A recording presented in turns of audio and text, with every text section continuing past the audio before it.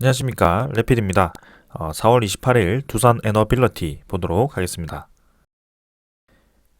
먼저 증시 보겠습니다. 코스피 1.08% 상승했고요. 코스닥은 0.44% 하락했습니다. 오늘은 코스피와 코스닥이 좀 다르게 움직였고요. 해외 증시 같은 경우는 다우와 나스닥이 좀 반등을 좀 강하게 하다가 마지막에 좀 눌리면서 마무리를 좀 했었습니다. 그러나 이제 뭐 니케이라든지 그럼 상해 종합 같은 이 주식 아시아 증시는 좀 상승을 했고요. 거기에 따라서 우리나라 증시도 뭐 코스피 같은 경우는 좀 상승을 하면서 마무리를 한 것 같습니다. 여전히 이제 지수 측면에서는 굉장히 이제 코스닥 코스피가 모두 낮은 편에 있고요. 오늘도 뭐 반등을 하긴 했습니다만 크게 반등한 것이 아니기 때문에 더 지켜봐야 된다. 그래서 하단 라인이 지금 확실히 저점 부근에서 계속 유지가 되고 있고요. 이 고점 자체가 점점 낮아지면서 이렇게 저점도 점점 낮아지는 그 추세가 이어지고 있습니다. 그래서 지금 큰 박스권 틀에서 계속 벗어나지 못하는 그런 추세가 이어지고 있고요. 여기서 증시가 버티고 올라갈 수 있을 것인지 한번 지켜보도록 하겠습니다. 그 다음에 이제 월봉 같은 경우도 이제 이번 달도 음봉을 좀 길게 만들었고요. 결국엔 전고점 부근에서 계속 유지를 하고 있다는 점이죠. 그래서 오늘은 반등했지만 내일 혹은 뭐 다음 주 증시를 좀 더 봐야지 알 것 같습니다. 외국인 투자자는 계속 빠져나가는 포지션을 잡고 있습니다. 그래서 특히 이제 환율이 계속 올라가다 보니까 우리나라 증시에 대한 그런 메리트가 계속 떨어지고 있는 상황이고요. 거기에 대해서 외국인 투자자 위주로 좀 많이 빠져나가고 있습니다. 그리고 특히 대형주 위주로 삼성전자 같은 그런 시가총액이 높은 종목 위주로 좀 빠져나가는 모습이 두드러지게 나타나고 있고요. 그 다음에 기관 투자자 같은 경우는 좀 매수를 했지만, 사고 팔고 반복을 하면서, 오늘 같은 경우는, 조금 매수했지만 뭐 크게 의미는 없다라고 보여집니다. 자, 그 다음에 코스닥 시장입니다. 코스닥 시장도 마찬가지입니다. 반등을 하지 못하고 오히려 더 추가적으로 내렸고요. 저점 라인 자체가 점점 낮아지면서 이 상승폭을 올렸던 그 폭에 대해서 꽤나 이제 많은 부분을 하락을 시켰습니다. 그래서 다시 한번 이런 하단 라인까지도 주가가 떨어질 수 있는 그런 상황이고요. 21선이 떨어지면서 5일선도 떨어지고 이런 식으로 좀 단기 이평선들이 같이 떨어지기 시작했습니다. 그런 것들을 좀 보았을 때는 확실히 증시가 지금 별로 좋지는 않구나라고 볼 수 있을 것 같고요. 그런 사태들이 증시에 영향을 미치는 그런 사태들이 좀 해결이 되어야 되겠지만 그런 저점 매수세가 들어오면서 상승을 할 수 있어도 아직까지는 그런 근본 원인에 대해서는 해결을 하지 못하고 있는 상황입니다. 그래서 스태그플레이션이라는 얘기가 나올 만큼 지금 증시가 굉장히 복잡한 상황이고요. 스태그플레이션이라는 것은 이제 경기 성장률이 떨어지는 와중에 또 물가가 계속 치솟는 그런 악재가 펼쳐지는 겁니다. 그래서 보통 이제 물가가 상승하게 되었을 경우에는 이제 금리 인상을 시켜서 시장에서 이제 돈을 빼야 되는데 이렇게 경기 성장률이 같이 떨어졌다라는 것은 또 이제 여기서는 돈을 풀어야 되는 그런 상황이거든요. 그래서 이 돈의 방향이 지금 서로 반대의 방향이 상호작용이 일어나는데 시장 동시에 지금 이런 상황이 벌어졌을 때는 지금 돈을 빼야 되는지 돈을 집어넣어야 되는지 그걸 이제 판단할 수 없는 그런 상황인 겁니다. 그래서 그게 이제 장기 침체로 빠질 수 있다. 그런 아주 위험한 상황이다. 그렇게 좀 말씀을 드리고 싶고요. 자, 그 다음에 이제 코스닥도 마찬가지 월봉 상당히 이제 많이 내린 상황입니다. 그래서 아직까지도 그런 좋지 않은 상황이 이어지고 있고 여전히 이제 기관 투자자, 외국인 투자자 계속 빠져나가고 있다. 이런 것들을 보았을 때는 우리나라 증시를 포함해서 전 세계 증시가 아직까지 불안하고 거기에 대해서 조심스럽게 지켜보면서 좀 길게 대응을 하는 게 맞다. 그렇게 말씀을 드리겠습니다. 환율 보시면은 8.5원 올라가지고 1273원입니다. 정말 이제 오랜만에 보는 숫자. 올해 뭐 작년 통틀어가지고 거의 처음 보는 숫자가 나왔고요. 1300원 근처까지 결국에는 지금 밀어 올린 모습입니다. 환율 자체가 이제 241선 돌파 이후에 거의 뭐 10% 이상 치솟고 있고요. 15% 정도 치솟은 것 같습니다. 아무튼 굉장히 이제 환율이 많이 올라서 그만큼 이제 우리나라 돈 가치도 많이 떨어졌다. 그렇게 보시면 될 것 같고요. 거기에 대해서 외국인 투자자가 많이 빠져나가고 있는 상황입니다. 그래서 자, 언제까지 환율이 올라갈 것인지 지금 윗꼬리 없이 계속 밀어붙이는 상황이기 때문에 상당히 이제 이전에 그런 박스권 상단의 움직임과 굉장히 유사하고요. 꼬리 없이 계속 밀어붙인다면 우리나라 증시에는 분명히 부담스러울 수밖에 없는 상황이 올 겁니다. 네, 거기에 대해서도 좀 조심을 해야 되는 상황이고요. 자, 미국 증시 같은 경우는 또 이제 꽤나 이제 올라가고 있네요, 오늘. 네, 그래서 오늘 분위기는 괜찮은 것 같고 유럽 증시도 마찬가지 2% 수준으로 좀 반등을 하고 있기 때문에 전체적인 시장 분위기는 또 괜찮게 진행이 되고 있습니다. 자, 그래서 뭐 하루 반짝으로 오는 게 중요한 게 아니고 앞으로 이제 그런 근본적인 원인이 해결되어서 추세 자체가 전환이 되는 것이 좋기 때문에 뭐 하루 올랐다고 뭐 크게 좋아할 일도 아닙니다. 그래서 일단 내일 시장 그리고 다음 주 시장 한번 보면서 대응을 해보도록 하고요. 미국 10년물 국채금리도 이제 상승, 네, 2.82%로 또 상승을 했습니다. 그래서 계속해서 좀 상승하는 방향으로 올라가는 방향으로 진행이 되고 있고 정고점 부근에서 네, 지금 고점을 뚫을지 말지 좀 그 정도 위치 저울질을 좀 하는 것 같습니다. 자, 그래서 오늘도 이 정도로 증시 리뷰 마치고요. 계속 이제 좀 힘든 장이 이어지고 있는데, 네, 반등을 한다라고 해서 본격적인 반등이 나온 것이 아니다라고 명심을 좀 하시고 대응을 하시면 되겠습니다. 자, 오늘 이 정도로 보고 종목 보도록 하겠습니다. 두산 에너빌리티 보도록 하겠습니다. 550원 상승해서 2.67% 올랐고요. 21,150원으로 마무리를 했습니다. 자, 오늘은 이제 하루 종일 좀 내리다가 마지막에 좀 끌어올리면서 마무리가 좀 되었고요. 코스피 시장 같은 경우는 처음부터 끝까지 올랐는데 두산 에너빌리티 같은 경우는 좀 마지막에 힘이 붙어주면서 상승을 하였습니다.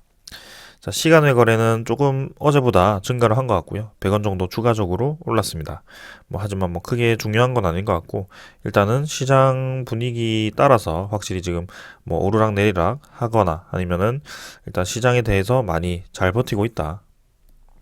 코스피 차트는 이런 식으로 계속 계단식으로 좀 떨어지고 있는 그런 추세라면 두산 에너빌리티 같은 경우는 일단 뭐 전체적인 그림으로는 이렇게 크게 횡보를 하는 와중에 중간 정도의 위치를 하고 있다. 그래서 시장 분위기에 휩쓸려 가지 않고 본인만의 그런 자리를 지금 지키고 있다라고 보여지고요. 물론 뭐 그런 최고점 대비해서는 두산 에너빌리티도 한 20-30% 지금 떨어져 있는 상태이긴 하지만 여전히 그래도 잘 버티고 있는 축에 속한다라고 생각합니다. 자, 1거래량 한번 보겠습니다. 330만 주입니다. 오늘도 뭐 크게 많은 양 아니었기 때문에 사실 550원이 올라서 좋긴 합니다만 네, 크게 의미 있는 거래량이 아니었고요. 일단 1500만 주 이상이 터져줘야지 뭔가 확실하게 움직임이 나왔구나라고 분석을 할 수 있을 것 같습니다. 그래서 이렇게 뭐 3일 연속 올랐다고 하더라도 결국에는 또 힘없이 떨어지는 날에는 이런 식으로 거래량이 죽은 채로 또 금방 떨어질 수 있는 주식이 주가이기 때문에 네, 크게 기대 없이 보고 있고요. 일단은 계속해서 거래량이 죽은 채로 네, 횡보를 진행을 하고 있다라는 것만 보시면 될 것 같습니다. 그래서 500만 주 내외에서 계속 왔다 갔다 하면서 진행이 되고 있고요. 네, 1000만 주 이상 거래량이 지금 이 페이지에서는 한 번도 나오지 않을 정도로 굉장히 이제 네, 거래량이 많이 죽어 있습니다. 자, 그래서 그 거래량 이제 한번 실리는 날까지 좀 기다려 보면서 네, 가볍게 좀 넘어가도록 하고요. 자, 그 다음에 이제 차트를 보게 되면 일단 다행히 양봉 두 개로 반등을 시켰습니다. 그래서 결국에는 또 이런 라인을 지켜주면서 61선 추세 살리면서 올라가기 시작했고요. 이제는 여기 보시면은 21선 자체도 네, 좀 이제 턴어라운드를 위한 준비를 하고 있는 것 같습니다. 그래서 양운선 구름 따라서 이제 5일선, 21선, 60일선 이렇게 세 개가 다 모였기 때문에 여기서 분명히 이제 상승 방향으로 가거나 하락 방향으로 가거나 둘 중 하나, 네, 이평선이 모이는 지점에서는 좀 벌어지는 그런 이제 행위가 나온다라고 말씀을 드렸죠. 그래서 수렴 구간이라고 말씀을 하는데요. 네, 거기서 이제 좀 올라가는 방향으로 갈 가능성이 지금은 높다. 그렇게 좀 계속 말씀을 드리고 있어요. 그래서 그림 자체는 굉장히 뭐 나쁘지 않게 네, 잘 진행이 되고 있다라고 보시면 될 것 같고요. 어떻게 보면 이제 굉장히 지루하게 흘러가고 있지만 네, 그 지루한 와중에도 지킬 자리 지켜주면서 그리고 수급 자체가 네, 크게 꼬이지 않으면서 잘 진행이 되고 있습니다. 그래서 이런 거래량이 터져주는 그런 패턴을 기다리고 있고 이렇게 거래량이 죽어 있는 속에서는 네, 크게 중요한 매매는 없다. 네, 그렇게 말씀을 드리겠습니다. 자, 그래서 계속해서 큰 박스권 네, 그리고 있고요. 요 중간에서 위치를 하고 있고 언제든지 한번 힘이 붙었을 때 치고 나갈 수 있는 그런 그림이다. 그래서 한번 이제 박스권 상단을 찍으러 가야 되는 시기입니다. 그래서 그 시기를 기다리고 있는 상황이고 그 박스권을 돌파를 했을 때는 최소한 3만 원 이상은 좀 치고 나가야 됩니다. 그래서 지금 이제 3만 원 이상 갔을 때는 사실 그때 매도하기보다는 더 지켜봐도 될 것 같다라고 말씀을 드리고 싶고요. 그러면 두산 에너빌리티를 도대체 언제 매매를 해야 되느냐, 네, 그런 것들을 좀 많이 궁금해 하실 것 같습니다. 네. 사실 뭐 정답은 없는데요. 네. 일단 제가 매매를 해야 된다라고 말씀드릴 수 있는 구간은 네, 이런 박스권 내에서 상단과 하단, 네, 그리고 이 하단을 넘었을 때, 상단을 넘었을 때입니다. 그래서 그렇게 네 가지를 말씀드릴 수 있을 것 같고 일단 하단을 절대 넘으면 안 되겠지만 이 하단을 뚫고 내려갔을 경우에는 그때는 이제 이 하단에서 더 지켜봐야 됩니다. 여기서 반등을 해줄 것인지 아니면은 하단으로 뚫고 내려갈 것인지 그래서 요쯤에서 이제 리스크 관리 차원에서 뭐 3분의 1 정도 네, 그 정도 뭐 정리를 하면서 또 갈 수 있을 것 같고요. 분명히 이제 지금 이런 자리 잘 지키다가 떨어지기 시작했다라는 것은 어떤 이유가 있을 겁니다. 네, 그래서 좋지 않은 소식이 나왔을 거니까 네, 그런 소식에 대응을 하면서 보면 될 것 같고요. 혹은 이제 상단으로 올라가서 이 벽을 친다. 네, 상단에 벽을 친다고 했을 때는 사실 이제 그간의 패턴을 보았을 때는 이 상단을 찍었을 때 추가로 더 올라갈 가능성이 좀 저는 크다라고 생각을 하는데 일단 좀 안전하게 증시 분위기도 그렇고 좀 안전하게 가고 싶다라고 하시는 분들은 26,000원 정도에서 조금 이제 덜어내시고 여기서 이제 더 치고 나가던가 아니면 좀 내렸다가 올라가던가 뭐 그런 식으로 할 텐데 여기서 올라갈 때마다 조금씩 이제 지분을 덜어내는 거죠. 네, 그래서 사실 주식을 함에 있어서 뭐 여러 가지 이런 패턴들을 그리면서 뭐 주가가 진행이 될 텐데 정확하게 이런 변곡점 자체를 우리가 찝어내기는 쉽지가 않습니다. 신이 아닌 이상. 그래서 평균적인 이런 선을 그려놓고 네, 그죠? 이런 평균적인 선을 그려놓고 이 선 기준으로 좀 내려가면 좀 사야겠다. 그리고 선 기준으로 좀 올라가면 좀 팔아야겠다. 그런 생각을 하면서 네, 진행을 하는 겁니다. 지금도 마찬가지고요. 그래서 어느 정도의 이제 우리는 밴드를 그려놓고 그런 밴드에 대해서 매수 구간을 잡아놓고 그리고 어느 정도의 목표가에 대한 밴드를 그려놓고 그 매도 구간을 정해놓은 겁니다. 그래서 지금도 두산 에너빌리티도 마찬가지입니다. 우리는 매수 밴드를 요 안에서 이렇게 매수 밴드를 잡았고요. 네, 뭐 여기 위에서 물렸던지 여기서 뭐 다시 물렸던지 결국에는 요 아래에서 계속 매수하는 습관을 들여서 평단가를 낮추거나 아니면 네, 신규 진입하신 분들도 상당히 이제 평단가가 낮을 겁니다. 혹은 이제 요때 좀 평단가를 형성한 분이시거나 아니면 요때 평단가를 형성한 분들은 굉장히 이제 큰 수익을 얻고 계실 거고 이제 고민이 되는 것은 앞으로 이제 두산중공업이 차곡차곡 더 올라간다고 생각했을 때는 추가 매수를 해야 되는가 추가 매수를 하더라도 지금 평단가보다 높은 가격이라서 불타기를 해야 되는가 뭐 그런 의문점이 생기죠. 네, 뭐 이거를 제가 뭐 적극적으로 사야 됩니다. 네, 불타기 해야 됩니다. 무조건 뭐 10년 뒤에 두산 에너빌리티는 네, 10만 원 이상 갑니다. 15만 원 갑니다. 뭐 그런 식으로 말씀을 드리면서 제가 뭐 10년을 버텨야 됩니다. 이렇게 말씀드린 거는 사실 맞지 않다라고 보여지고요. 사실 어제도 말씀드렸지만 10년 뒤에는 세상이 어떻게 바뀔지는 아무도 모릅니다. 그래서 그 10년을 보고 뭐 이렇게 단순하게 산업이 커질 것이다 라고 보고 투자를 하는 것은 사실 좀 미련할 수도 있는 시기가 되었고요. 그래서 네, 지금은 일단 우리는 이런 계단식으로 한 칸 한 칸 이제 밟고 올라가는 그 과정에서 이제 다음 계단을 밟아보자 그런 얘기를 드리는 겁니다. 그래서 그런 시점에서 평균선을 그어놓고 그 평균선 아래에서 계속 매수하는 습관을 들이고 그 위에 올라갔을 경우에는 매도하는 습관을 지금 가지고 있는 거고요. 네. 그래서 이렇게 좋지 않은 장에서 꾸준히 지금 올라가는 그런 그림을 그려주는 종목은 몇 개 없습니다. 특히 크게 10년 동안 내려가다가 10년 동안 하락 추세를 그리다가 이렇게 턴어라운드를 한 기업은 정말 손에 꼽을 정도로 없습니다. 그래서 앞으로 주식 시장에 있어서 이런 두산 에너빌리티 같은 종목이 다시는 나오지 않을 수도 있기 때문에 그 기회를 놓치지 말고 네, 투자를 하자라고 말씀을 드리는 거고 여기서 이제 어디까지 갈지는 차곡차곡 이제 한 계단씩 올라보면서 그 계단 위에서 올려서 내려다 보자. 네, 그렇게 좀 말씀을 드리겠습니다. 자, 그래서 오늘도 뭐 크게 많이 상승한 건 아니지만 적절한 자리 지켰고 올라가는 추세로 좀 전환이 되었지만 아직까지 뭐 거래량이 죽어 있기 때문에 차분히 더 지켜보자. 그래서 뭐 여기서 더 올라갈 수도 있고 뭐 좀 다시 내려서 횡보를 할 수도 있고 일단은 지킬 자리 지켜주는지 그런 포인트들만 잡아가면서 지켜보자. 네, 그렇게 말씀을 드리겠습니다. 자, 그 다음엔 이제 수급 보겠습니다. 기관 투자자 10만 주 매수했고요. 외국인 투자자는 5만 7천 주 매도했습니다. 자, 기관 투자자가 이제 3일 연속 매수가 들어왔고, 금융 투자는 이제 3일 연속 또 매수 들어왔죠. 그래서 결국에는 이전에 신주 상장 이벤트로 인해서 계속 매도를 많이 했던 그런 금융 투자가 매도를 멈추고 이렇게 매수 전환을 한 모습이고요. 확실히 그러고 보험, 투신 모두 계속 매수를 이어가고 있습니다. 네, 크게 매도를 하지 않고 계속 매수세를 이어가는 모습이고 연기금 투자자도 마찬가지입니다. 네, 매도를 한다라고 해서 꾸준히 매도를 한다기보다는 다시 매수로 그대로 이제 그런 매도 물량을 메워주는 역할을 하는 것 같고요. 이렇게 계속 기존 매수 세력이 계속 매수를 이어준다면 확실히 이제 적은 물량으로도 두산 에너빌리티는 올라갈 수 있다라는 거죠. 그래서 오늘도 마지막에 보셨듯이 결국에는 거래량이 없는 와중에도 적은 거래량으로도 이런 식으로 금방 치고 나갈 수 있다는 겁니다. 네, 그만큼 지금 아래로 찍어 눌리는 물량이 크게 많지 않고 네, 매수 힘만 좀 받쳐준다면 올라갈 수 있다. 네, 그렇게 보여지는 대목입니다. 그래서 확실히 수급 자체도 좀 변화하고 있구나라는 모습이 보여지고요.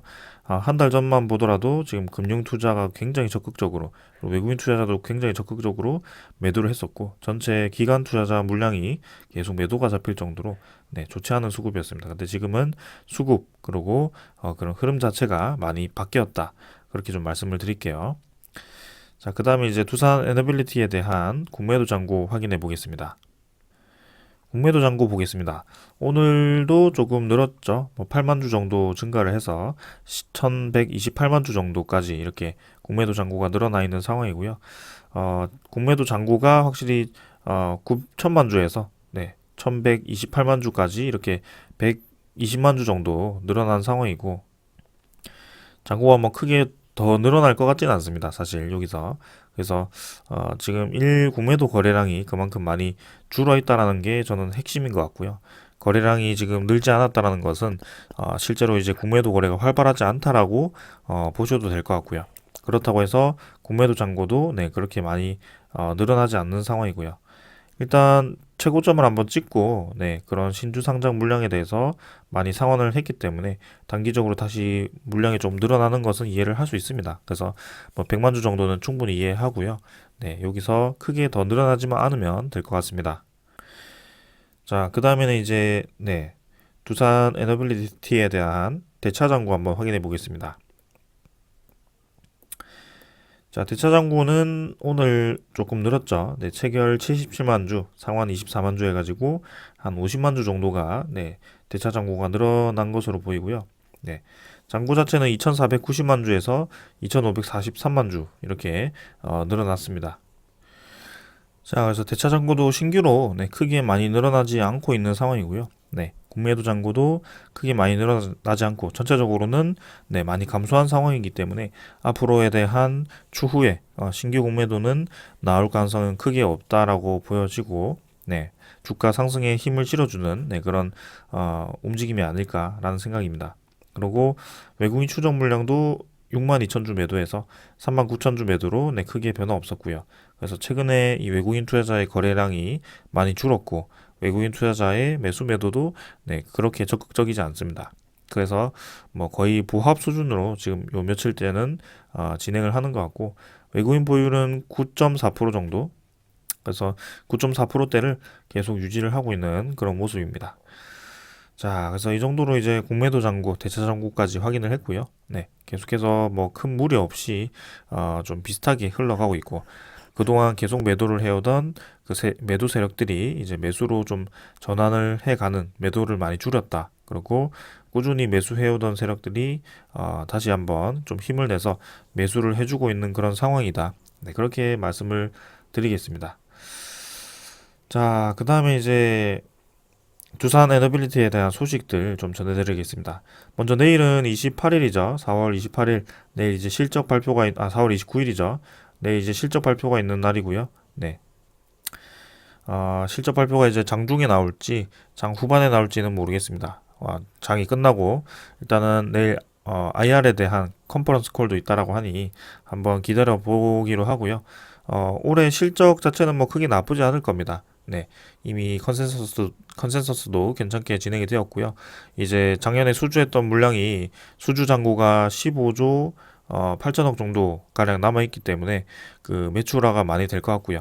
작년 4분기가 좀 줄어들긴 했지만 다시 올해 1분기부터는 좀 증가를 하면서 올해 견고하게 또 진행이 될 것 같습니다. 그래서 당연히 흑자일 것 같고요. 네, 거기에 대해서 두산 에너빌리티에 대한 그런 이제 재무가 많이 개선이 되었다는 것을 내일도 다시 한번 느낄 수 있을 것 같습니다. 실적 발표가 있긴 하지만 사실 실적이 크게 중요한 게 아니거든요. 실적이라는 것은 이미 성장성이 다 반영이 되고 그 뒤에 이제 나오는 것이기 때문에 사실 주가라는 것은 이 성장성을 보고 미리 선제적으로 올라가는 경향이 있기 때문에 실적이 뭐 나온다고 한들 사실 실적이 좋게 나오더라도 그때 타이밍이 이제 성장성이 떨어지는 타이밍이라면 주가는 오히려 내려가고 있었을 겁니다. 그래서 실적이 최대 실적이 나옴에도 불구하고 주가가 떨어지는 이유는 그런 이유 때문이고요. 이 두산 에너빌리티가 시장 투자자들 입장에서 어떻게 받아들여지고 그리고 앞으로 이 원전 산업과 에너지 산업이 어떻게 받아들여질지를 좀 천천히 한번 지켜보시면 좋을 것 같습니다. 자, 이제 소식 보겠습니다. 일단은 두산 SMR이죠. 네, 뉴스킬 파워 SMR 소식이 있고요. 이제 뉴스킬 파워에 대한 상장 소식이 있습니다. 그래서 상장이 이제 거의 다 되었다. 그래서 두산 에너빌리티에 대한 그런 기대감이 생기고 있다. 그렇게 이렇게 발표가 되었고요. 최대 이제 상장이 되었을 경우에는 최대 5조까지 시가총액 5조까지 넘볼 수 있는 그런 상황입니다. 그래서 두산 에너빌리티가 한 1,300억 정도로 투자를 했다면 지금 2,600억 정도 그 이상이 될 수 있는 지분이 그 이상 올라갈 수 있는 좋은 기회가 생긴 것 같고요. 굉장히 기대가 많이 됩니다. 그럼 이제 언제 이 상장이 되느냐 그게 이제 중요한데요. 지금 여기 보시면은 이미 나스닥에 상장된 스펙 기업과 합병해서 우회 상장하는 식으로 진행이 되고요. 현지 시간으로 이제 28일에 오전 10시죠. 우리 시간으로 오늘 자정부터 합병 승인을 받기 위한 주주총회를 연다라고 합니다. 그래서 오늘 이제 주주총회를 통해서 이 합병 안건을 처리를 할 예정이고요.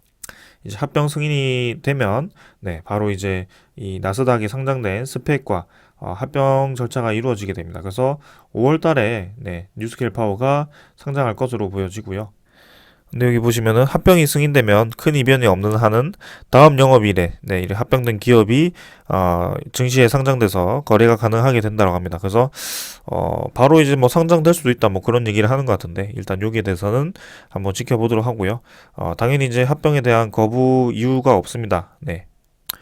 무난하게 합병 승인이 날 것 같고요.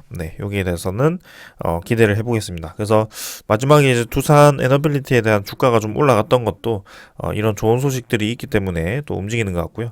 아무래도 그럼 주가를 올리기에는 굉장히 좋은 명분이긴 합니다. 그래서 그런 명분을 이용해서 또 매수 세력들이 적극적으로 또 매수를 해줄 것인지 한번 그런 것들도 지켜보면 재밌을 것 같고요. 자, 그 다음에 이제 소형 모듈 원자로를 또 이제 선박 해양 플랜트 쪽에 또 개발을 한다라고 합니다. 그래서 이렇게 해양 선박 플랜트에 탑재를 했을 때 이제 큰 선박들 이런 것들이 또 이제 에너지가 상당히 많이 필요할 텐데 그런 것들을 또 SMR을 통해서 커버를 한다. 뭐 그런 이야기인 것 같고요. 이게 이제 그냥 지역의 전기 보급을 넘어서 가지고 저런 이제 대형 선박에서도 사용이 된다라고 했을 때는 아주 이제 소형 모듈 원자로 SMR이 이 대세화가 되고 있는 그런 상황이 올 수 있다는 겁니다. 그래서 아무래도 배에 좀 착용을 하기 위해서는 초소형이죠. 소형 모듈 원자로 개발. 그러니까 한국 원자력 연구원은 선박 해양 플랜트 연구소와 선박 해양 플랜트 적용을 위한 소형 모듈 원자로 개발 및 공동 연구에 대한 그런 업무 협약을 체결했다라고 합니다. 그래서 이번 협약으로 차세대 미래 에너지원으로 주목받고 있는 SMR을 선박 해양 플랜트에 적용해서 개발을 할 수 있게 되었고, 양기관이 손잡고 개발할 SMR은 용융 원자로 MSR로 경제성과 안전성이 뛰어난 것으로 평가를 받고 있다라고 합니다. 그래서 SMR과 이제 조선주 쪽에 또 관심을 끌고 있고요. 일단 뭐 선박 자체에 바로 하는 것이 아니고 선박 해양 플랜트에다가 이렇게 한다라고 하니까 또 이제 SMR이 적용될 수 있는 그런 분야가 넓어진 것이죠. 그래서 앞으로 이제 시간이 지나고 계속 안정적인 에너지원과 그런 것들이 필요할 텐데 결국에는 대형 원전보다도 이런 SMR 소형 모듈 원자로가 또 각광을 받을 것 같고요. 소형 모듈 원자로도 경수로가 있고 저렇게 아까 용융이 있고 그다음에 SFR 그런 나트륨을 이용한 것도 있고요. 고온 가스를 이용한 것도 있고요. 아무튼 종류가 굉장히 많습니다. 그래서 그런 것들 각각 별로 장점이 있기 때문에 그런 장점을 살리면서 계속 SMR도 기술이 개발이 될 것 같고요. 그런 핵 폐기물에 대한 이 처리를 또 이제 많이 고민을 하고 또 그걸 결국에는 해결을 하지 않을까라는 생각을 하면서 기대를 해보겠습니다.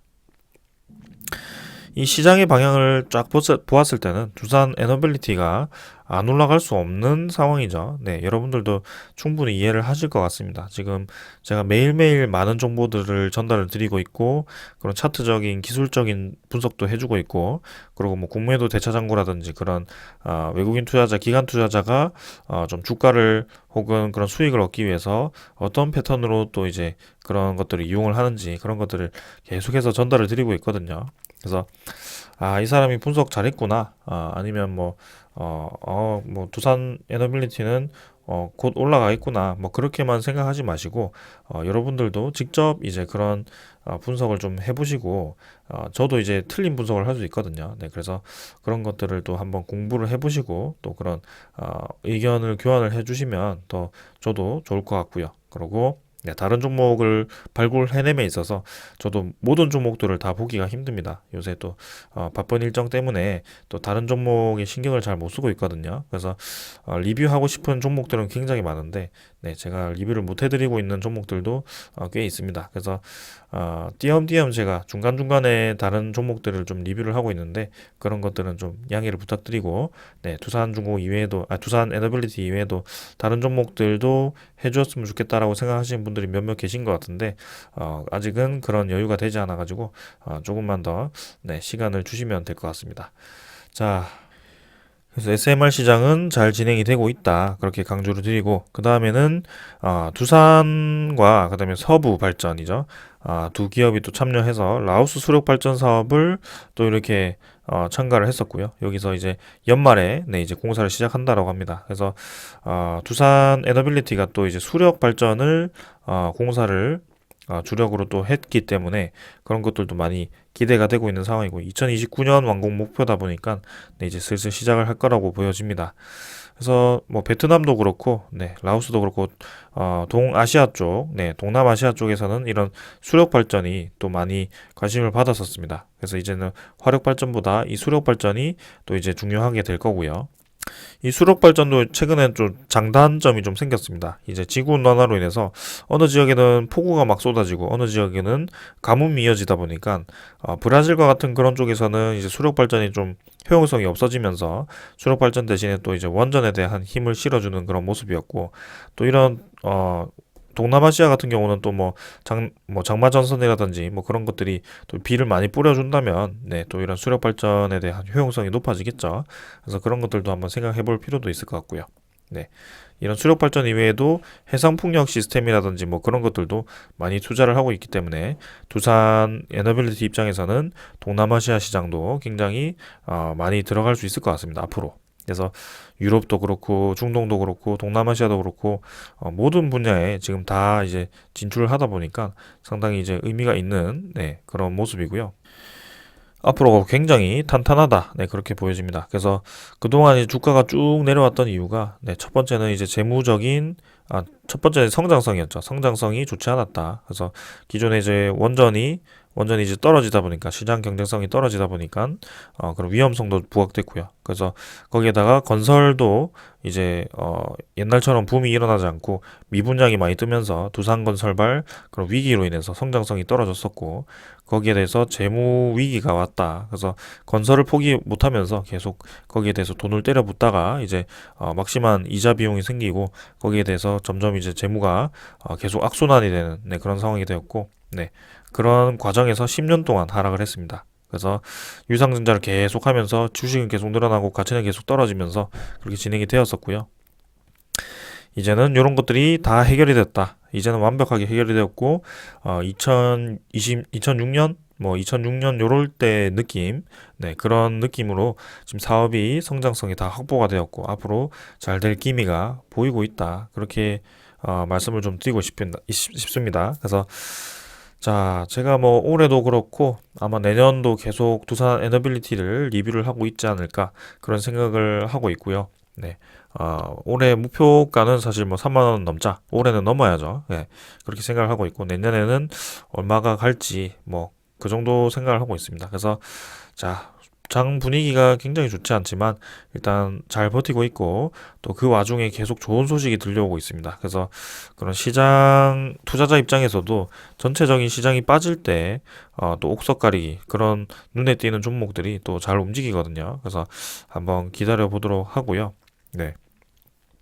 계속해서 이제 정부 차원에서도 네, 원전을 확대하고 네, 신재생 에너지에 대한 뭐 보급을 묻지마 보급을 하진 않겠다. 그래서 묻지마 보급을 안 한다는 거지 보급을 안 한다는 게 아닙니다. 그래서 20에서 25%까지 신재생 에너지도 보급을 한다라고 얘기를 했던 것 같고요. 네, 원전도 한 30%대까지 끌어올린다라고 했습니다. 그래서 신재생 에너지도 지금 비중을 보면은 뭐 5%에서 8% 수준인가요? 네, 그 정도에서 지금 20에서 25%를 늘린다라고 했을 때는 상당히 이제 큰 비중입니다. 네, 그래서 해상 풍력도 많이 지어야 되고요. 태양광도 지어야 되는 상황이기 때문에 네, 그때 뭐 이전에는 말도 안 되게 막 70%까지 늘린다 뭐 그런 게 좀 잘못되었던 거지.